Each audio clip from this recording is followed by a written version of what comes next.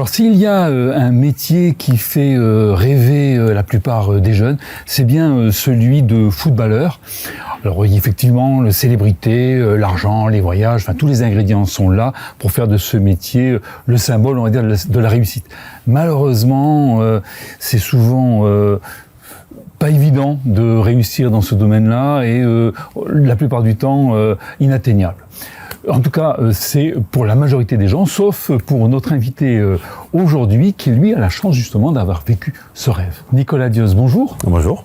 Voilà, alors votre nom, forcément, doit rappeler pas mal de choses à des passionnés, on va dire, de foot. Alors le principe de cette émission, c'est de faire un petit retour dans le passé.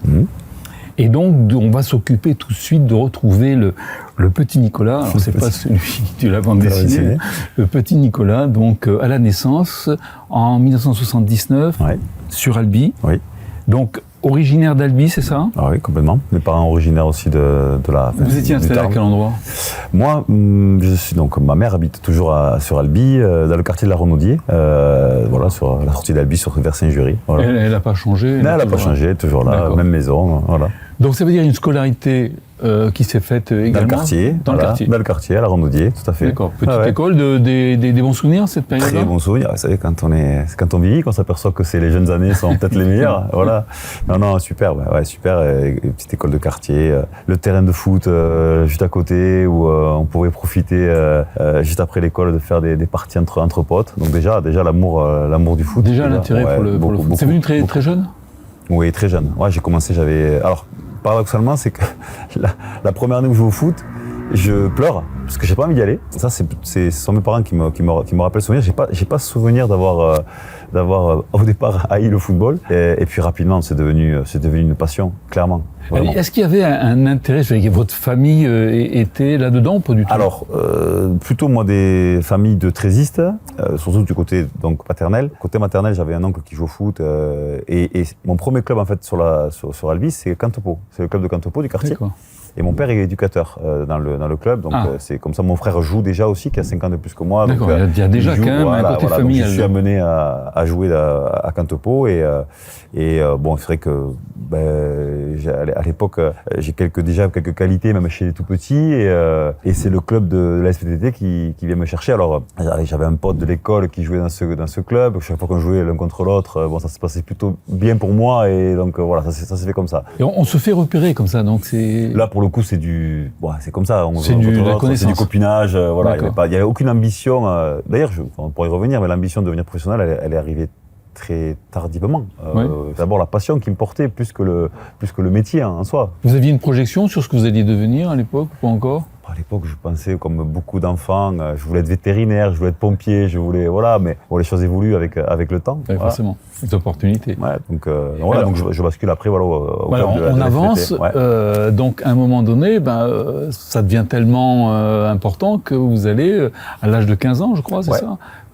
Exactement, donc je passe 5 ans à la SPT d'Albi et avec un éducateur qui m'a beaucoup apporté, qui malheureusement est décédé, qui s'appelait Patrick Pradel. Et donc à ce moment-là, il n'y avait pas encore tout ce qui est pôle de performance chez les jeunes. Il y avait les sélections départementales, régionales, et donc je participais, moi, parce que mes qualités m'avaient amené à être sélectionné. Et là, effectivement, vous avez beaucoup de recruteurs, beaucoup qui vous amènent, des gens qui cherchent qui sont là pour faire venir des jeunes qui pourraient prétendre à être jour professionnels. Et là, ils vous ont repéré. Ouais, à ce moment-là, vous étiez à quel poste du coup? Alors moi, j'étais attaquant. Je suis formé attaquant.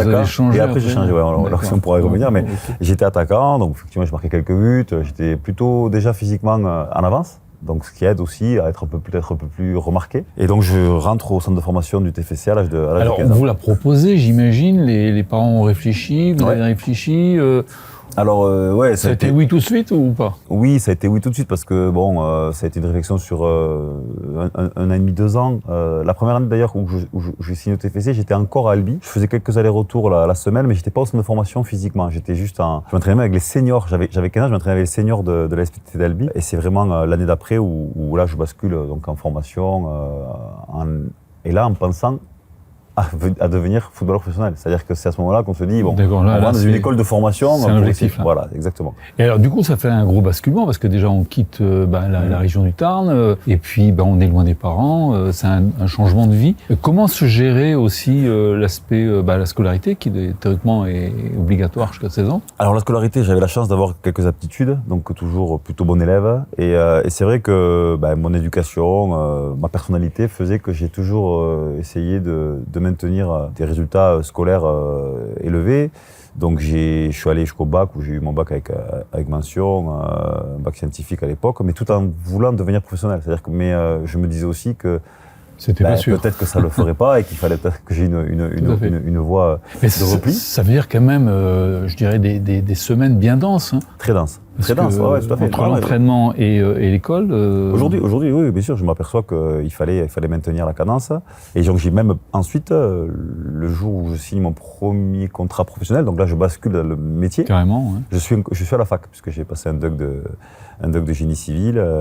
Et donc, il y a une année où je fais les deux. Et là, c'est très dense parce que vous avez des travaux dirigés, où je partais un peu plus tôt que les autres. Je partais à l'époque, l'entraînement du TFC de l'équipe première n'était pas sur Toulouse, elle était à Castelmourou. Donc, je faisais une sacrée... Beaucoup de route. Ouais, beaucoup de route. Mais bon, aujourd'hui, sans regret, puisque j'ai pu basculer vers ce que je voulais faire. Alors, avant d'entamer la suite, c'est-à-dire votre parcours, on va dire, professionnel dans le foot, je vous propose d'écouter quelqu'un qui vous a très bien connu avant. Hein, il s'agit de Grégory Vialard. Alors, on voit tout de suite, je vais vous montrer la vidéo.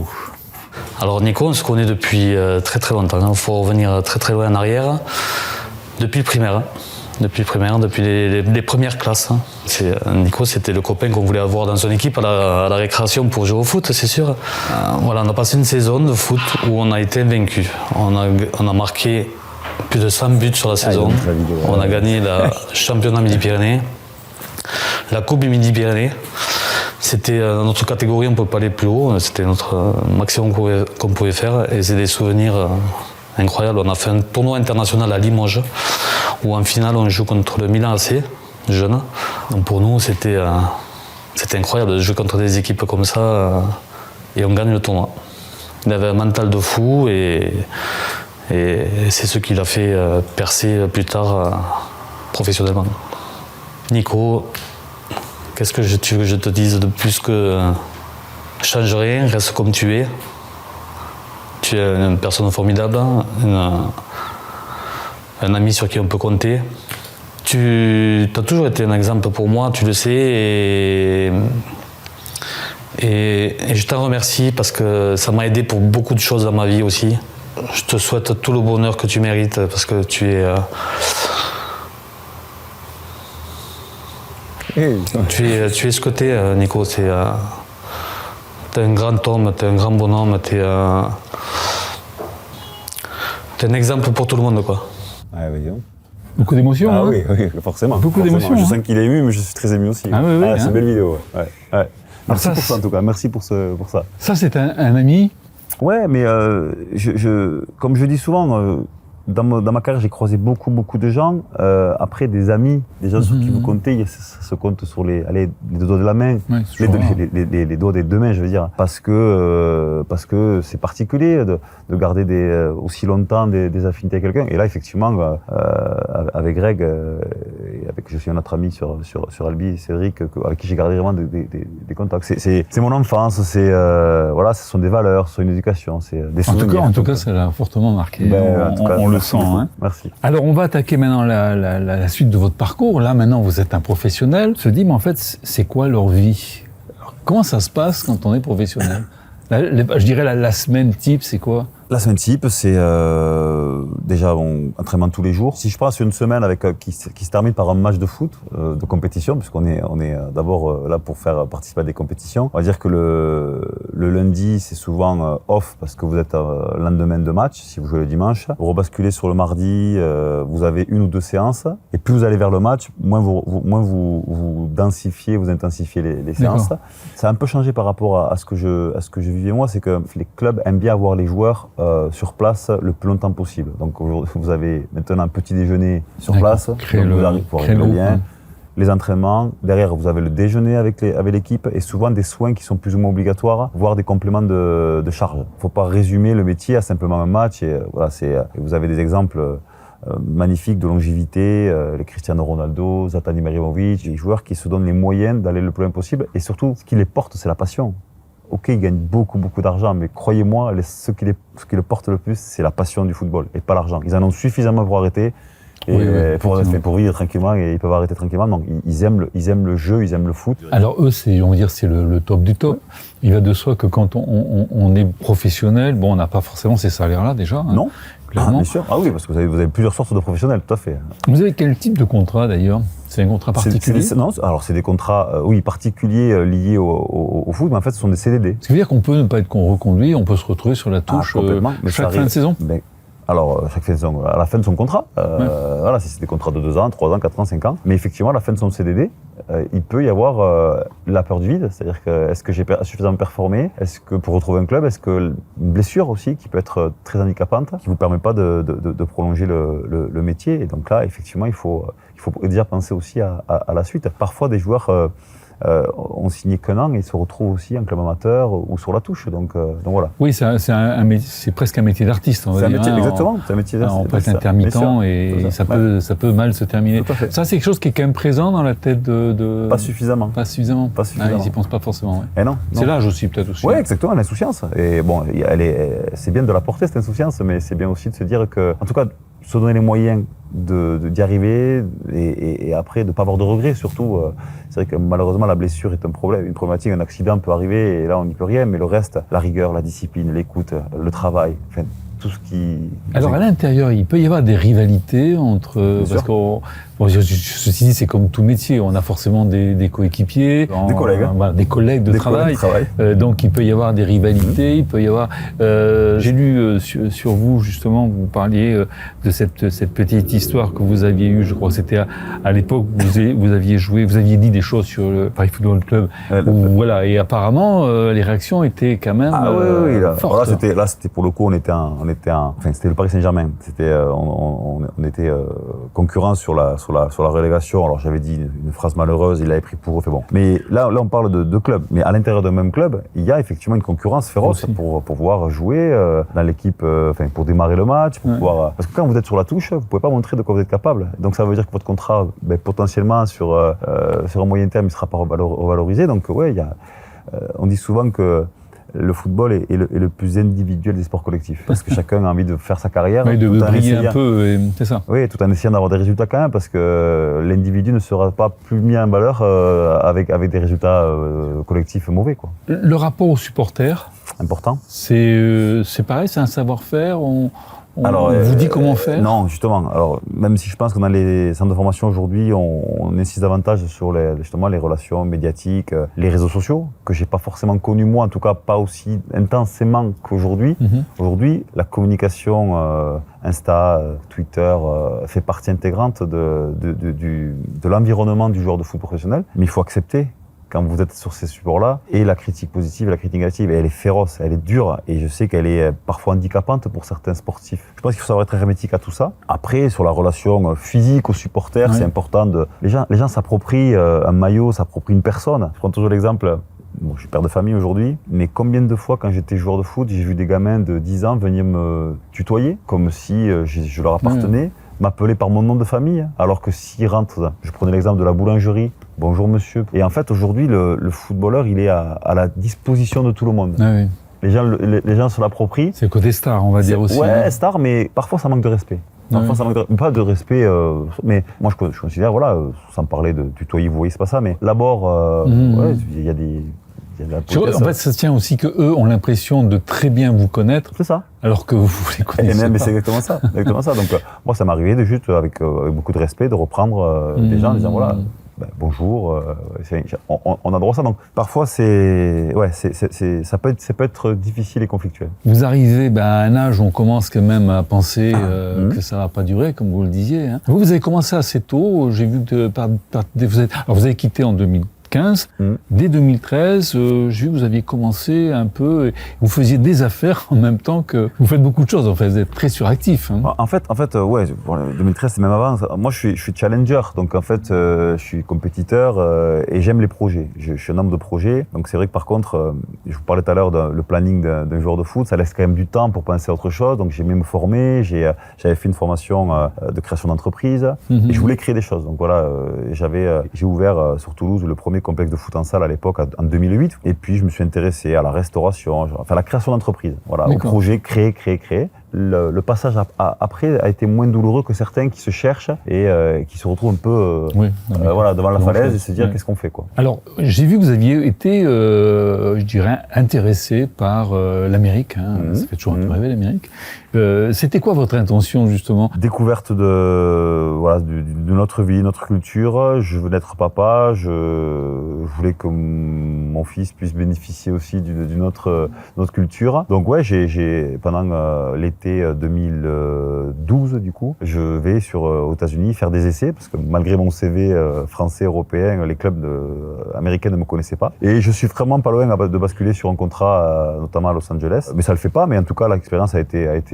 Donc vous avez vécu donc un temps. Ouais, pas beaucoup. Non, mais c'était.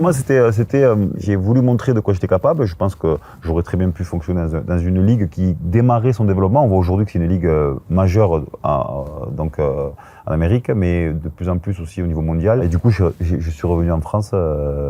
Alors justement, là, vous allez entrer dans une autre aventure, celle de ce petit club de Luzenac. Il y avait une intention, c'était une recherche, il y avait un côté militant, on va dire, à ça? Non, pas du tout. C'était un club moi j'étais sur Toulouse, donc j'avais envie de revenir dans la région et l'opportunité de jouer dans un club qui était à la fois petit, mais avec des valeurs que j'avais envie de retrouver. Et puis un projet de construire un club qui pourrait prétendre jouer dans l'élite professionnelle, avec Fabien Barthez, qui était à l'époque aussi...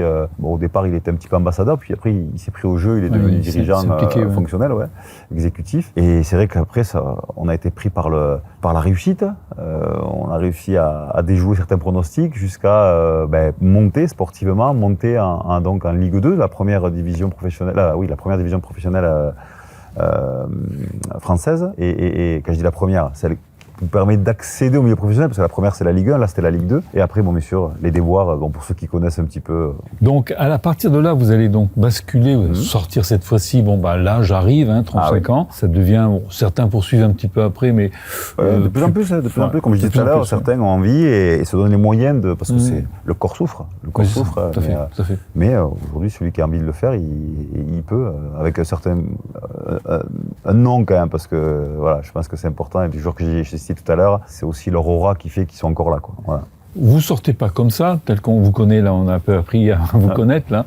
On a compris que vous aviez déjà des billes, vous aviez déjà des idées. Oui. C'est comme ça que ça s'est passé. Bien sûr. Donc vous avez commencé une petite période, c'est ça, revenu vers l'entreprise. Ouais, tout à fait. Ouais, je voulais.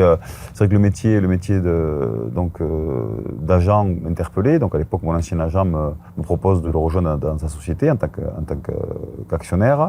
Donc c'est un métier qui m'a rapidement passionné. Et alors vous avez, si j'ai bien calculé, les 43 ans, c'est ça? Oui, tout à fait. Donc on va dire que pour une carrière professionnelle, vous êtes jeune. Hein. Ouais, tout à fait. Donc vous voyez la suite comment? Moi, je me complais dans ce que je fais. J'ai aussi, je rebondis sur l'idée de toujours créer, donc j'ai des idées aussi de création d'entreprises dans d'autres secteurs, parce que je suis toujours intéressé par ce qui se développe. Mais moi, mon métier d'agent aujourd'hui, j'ai envie de devenir aussi, je suis un challenger, de devenir un agent influent, important. Tant que je me sens légitime, crédible, écouté par les joueurs que je sollicite et avec qui je travaille, j'ai envie de continuer. Nicolas Dieuz, merci. De votre témoignage, on a un peu appris davantage, en tout cas, sur ce qu'était la carrière, la vie même d'un joueur de football au niveau professionnel. Et puis on vous souhaite forcément, comme votre ami, le meilleur. Merci beaucoup. Voilà, on se retrouvera une prochaine fois pour un nouvel invité. À très bientôt.